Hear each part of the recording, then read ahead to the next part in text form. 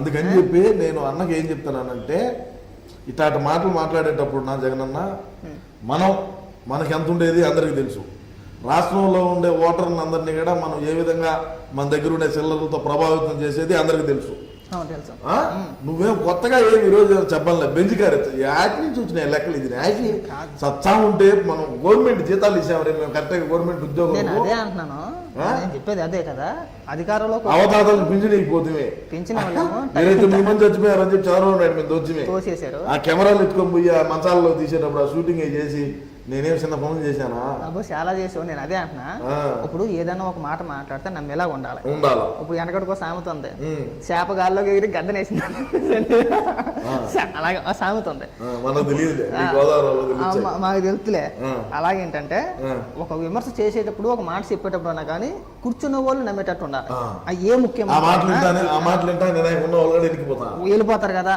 చెప్పినారా స్వామి నేను రాయిచ్చేవాడికి ఇట్లా డౌలే సలహాలు ఇట్లా లంగాలో మాటలు మాట్లాడొద్దురా, ఆయన ఈ మాట మాట్లాడితే ఎట్టని కూడా ఆలోచన కూడా చేయడు. కింద పేపర్ ఉండిందా దీని ఎక్క అది కూడా మా బతుకు ఏంటంటే నాకు అర్థం కాదు. దేనికా పేపర్ అది రాయిచ్చారు మా వాడు. అది రాసిచ్చేది కాదు స్వామి. 2-3 రోజుల నుంచి మళ్ళా అది ప్రాక్టీస్ చేయాలా. ప్రాక్టీస్ చేసి ఆ తర్వాత మళ్ళా స్క్రిప్ట్ కూడా 2-3 రోజులు చదువుకో నిద్రపోయేటప్పుడు కూడా పక్కలో పెట్టుకుంటాడు. ఎప్పుడు మెలకొచ్చి అప్పుడు చూసుకుంటాడు మళ్ళా అన్న. లేదంటే అసలు దరిద్రం కదా. అది కూడా ఆ చూసి చదివేదన్నా సరే సరిగ్గా చదువుతాడంటే దశ ఉగా శుభాకాంక్షలు అంటే ఉగా అంటాడు. మళ్ళేందో నామ సంవత్సరం అంటే కృత్రిమ ఏందంటే ఏందో కుర్తా అంటాడు. కాదు నేను ఎందుకన్నా మా బతుకేది. నేను ఎందుకన్నా మేము అందుకేరా స్వామి మా అన్న ప్రెస్ మీట్ పెట్టండి. ఎందుకంటే ఈ తెలుగుదేశం వాళ్ళు మీ పార్టీ వాళ్ళు ఏం చేస్తారంటే నాకు ఎప్పుడెప్పుడు ఆయన ఉంటారు. మా ఊడు ప్రెస్ మీట్ పెట్టాడు అనుకో, దాన్ని ఆమె కళ్ళు ఆరకుండా చూసి మా ఊడు ఏమన్నా అన్నాను అనుకో, దాన్ని గతిరించి దానికి సెలవులు పొలవలు చేసి ఆయన కింద కూడా తగిలిచ్చి తిప్పుతారు. ఆయన కిందనేం తగిలించే అవసరం లేదు. మాట్లాడింది యాక్చువల్గా అట్లా తీసుకొచ్చి వదిలితే చాలు. అదే పెద్ద వైరల్ తెలుసా. అవునా? నేను ఈ దోశ ఎందుకు సరిపోవట్లేదు అన్నానంటే జనరల్ గా 2014 నుంచి 2019 వరకు తెలుగుదేశం ప్రభుత్వం. 2019లో మీ అన్న వచ్చాడు, మొత్తం అంతా నాకించేసాడు. ఇప్పుడు ఇది 2024. అవునా? మళ్ళీ 2014 నుంచి 19 వరకు చేసిన ఆరోపణలు చేస్తాడే ఇప్పుడు కూడాను. ఈ 5 ఏళ్ళు ముఖ్యమంత్రిగా చేశాడు కదా. ఇప్పుడు అట్లా చెప్పి క్వశ్చన్ ఇంకా అవలా, క్వశ్చన్ పూర్తి చేయండి. నువ్వు ఇప్పుడు ఏదైతే తెలుగుదేశం మేనిఫెస్టో పట్టుకుని విమర్శలు చేస్తున్నావో ఏ విమర్శలో 2019 ఎన్నికల్లో కూడా చేశాడు. ప్రజలు నమ్మారు, భారీ మెజార్టీ మీకు ఇచ్చారు కదా. మరి నువ్వు విమర్శ చేసేటప్పుడు ఈ 2019 నుంచి 24 దాకా మీరు ఏం పీకేరో చెప్పుకొని చెయ్యాలి కదా. మళ్ళీ 2014కి వెళ్ళిపోయారా? నేను చెప్పేది ఏంది, 2014లో ఏం వాగ్దానాలు అయితే చేశాడో, ఏదైతే అప్పుడు అధికారంలో ఉన్నటువంటి తెలుగుదేశం మీద ఏ విధంగా అయితే విమర్శలు చేసినాడో యాజ్ తీసి మళ్ళా తీస్తున్నాడు. ప్రజలు నమ్ముతారులే గొర్రెలు కదా అని ఉంటాడు. మీరు చేసింది చెప్పుకోరా? మేమేం చేసింది బొక్క ఏం చేసామా? చేసింది ఏం లేదనే కదా. ఏం చేసామా? వాస్తవాలు మాట్లాడుకోవాలా. అరే మనం ఏదున్నా కూడా నేను కరెక్ట్ గా మాట్లాడేటువంటి మనిషిని. నువ్వు కరెక్ట్ గా మాట్లాడతామని నేను పిలుచుకొచ్చా. నేను అదే చెప్పేది. ఉన్నట్టు మాట్లాడతాము. మేము ఏం పేరు కట్టలు కట్టినామన్నాడా? ఒక మంచి పేరు తీసుకొచ్చా చెప్పనా? మంత్రులు అంటే వాళ్ళకి బూతులు మాట్లాడితేనే మంత్రులు అవుతారు అని బూతులు అంటారు. మేము నాడు వేద మంత్రాలు అంటాం. అంటే తెలుగు ఉచ్చారణ ఏ విధంగా మాట్లాడతారు అసలు పండితులు కూడా ఆలోచన చేస్తారు. బా ఏమిరా వీళ్ళు మాత్రం మాట్లాడుతున్నారు, వీళ్ళ దగ్గర మనం నేర్చుకోవాలని అని చెప్పి కూడా ఆలోచన చేస్తారు. అంటే బూతులు వస్తే సరిపోతుంది మీ పార్టీలో. బూతులు రావాలా, మడ్డలు చేయాలా, ఎర్రచందనం అక్రమ రవాణా చేయాలా, గంజాయి తోలాలా, ఇసుక తోలాలా, మైనింగ్ చేయాలా, పీడీ యాక్ట్ ఉండి కొన్ని నెలల పాటు సబ్ జైల్లో ఉండాలా. ఇటువంటి వాళ్ళకి మాత్రమే మా పార్టీలో అవకాశం ఉంటుంది, ప్రాధాన్యత ఉంటుంది, టికెట్లు ఉంటాయి, ఎమ్మెల్యేలు అవుతారు, ఎంపీలు అవుతారు, జెడ్పీటీసీలు అవుతారు, ఎమ్మెల్సీలు అవుతారు. ఎమ్మెల్సీ అనంతబాబు ఉన్నాడు, డోర్ డెలివరీ చేశారు, వాడు సస్పెండ్ చేయొచ్చు కదా, చేయము. ఎందుకంటే మాకు కావాల్సింది అటువంటి వాళ్ళే. మా పార్టీలో ప్రాధాన్యత కూడా ఎక్కువ వాళ్ళకే ఉంటుంది. మడ్డలు, మానభంగాలు, ఆడవాళ్ళు పోతా ఉంటే చీరలు లాగాల, అట్లా ఆ విధంగా ఉంటేనే మేము వాళ్ళని లైక్ చేస్తాం. కానీ దరిద్రం ఏంటంటే ఒక్క మంత్రి ఆయా శాఖలకు సంబంధించి మాట్లాడటం తెలియచ్చే కదా. ముందు ముఖ్యమంత్రి ప్రెస్ మీట్ పెట్టడం, అయినా సరే మీరు కండువాలు వేసుకుని ప్రచారం చేస్తూ ఉంటదే చూడటానికి చాలా అసహ్యం అవుతుంది. అసహ్యం మరి మీకు కానీ ఆ మాత్రం తెలివి ఉండదా మీకు? ఎందుకు ఉండదా?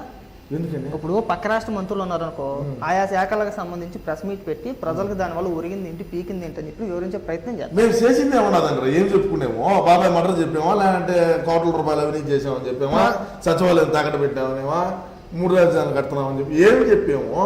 ఏమి చెప్పాలా? చెప్పాలి, బాధ్యత ఉంది, మంత్రులకు ఉంది కదా. ఆ మంత్రులకు తెలిసే కదా.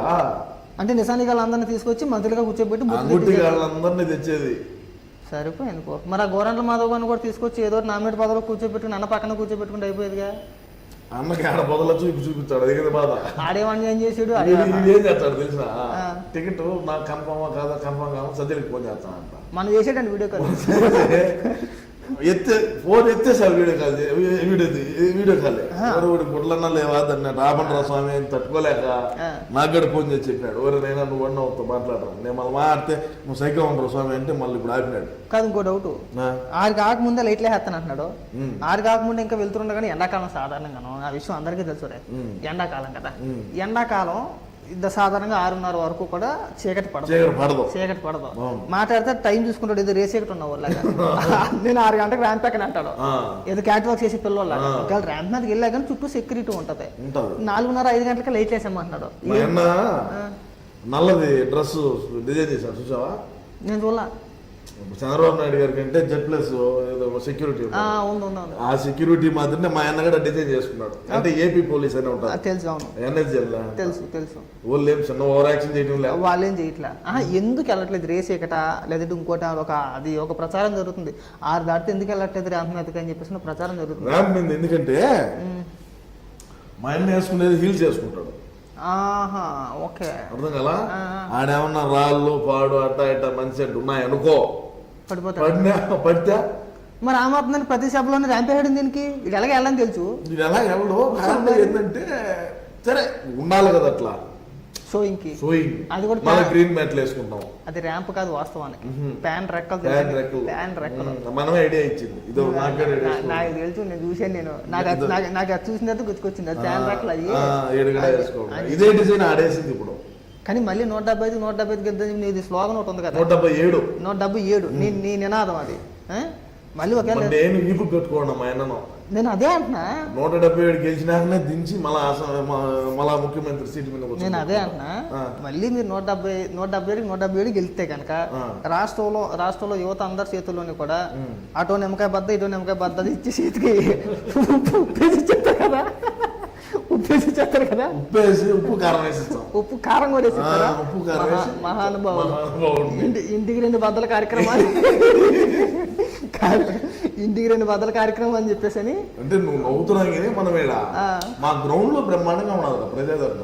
ఏడున్నది 500 రూపాయలు లెక్కించి ఒక క్వార్టర్ ఇచ్చి ఆయన మనసులు పెట్టి తోలుతాం. స్కూల్ బస్సులు, ఆర్టీసీ బస్సులు, వ్యాన్లు అన్ని స్కూల్.